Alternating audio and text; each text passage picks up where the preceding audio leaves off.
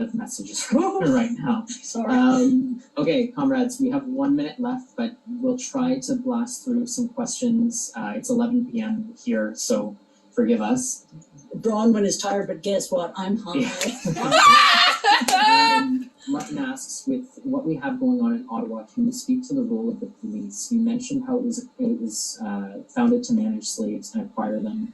If I recall correctly, they're seen as class traders. Can you expand on this from the perspective of the convoy?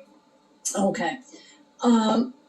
The police, they are class traders, but they don't always remain class traders. One of the things that happens quite often is when this class conflict becomes so big that their children are in the demonstration, they might not be so willing to kettle or fire, rubber bullets at us. So they're paid again. That's their job. We know that the police and the army are the repressive arm of the state, and there's three arms to the state, and they're the repressive arm, one of the repressive arms. The courts are part of the repressive arms, etc. So yes, their job is, in the final analysis, they got lots of other jobs, managing traffic, looking after kids walking across the street, helping me find when I lost my purse, helping me get it back, not so very well.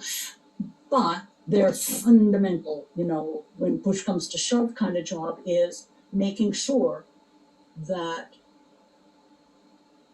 the class in power is not challenged, is not pushed in any serious way. Clearly, the situation in Ottawa is a really peculiar situation. First of all, it's not very Canadian, as you all know by now. It's got a whole lot of American input, both in terms of money, in terms of support, and apparently it turns out in terms of people who came and participated in it. Second of all, it in no way challenges capitalism.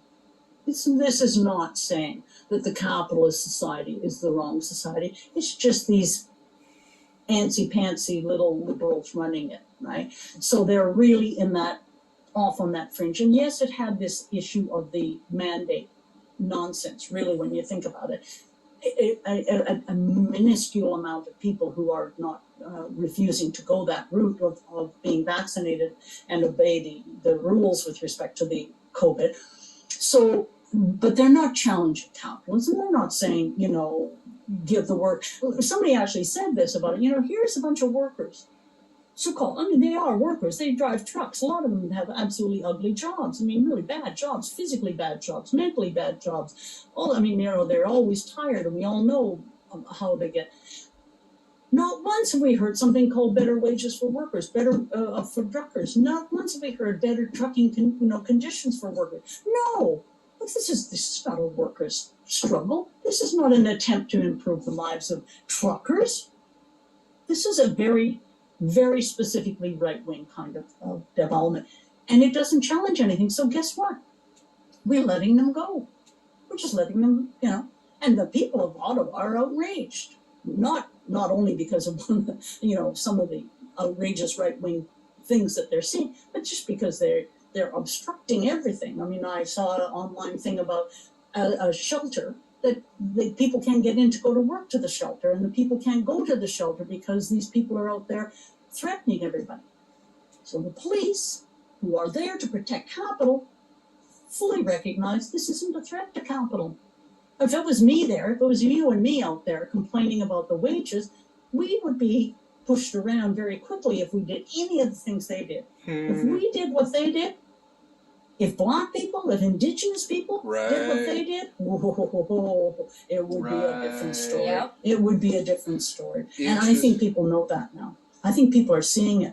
Boy, are you ever getting an easy run? Everybody's looking at them and thinking, what's with you guys that you don't get treated like the rest of us? Like when teachers go out, are they treated so considerately?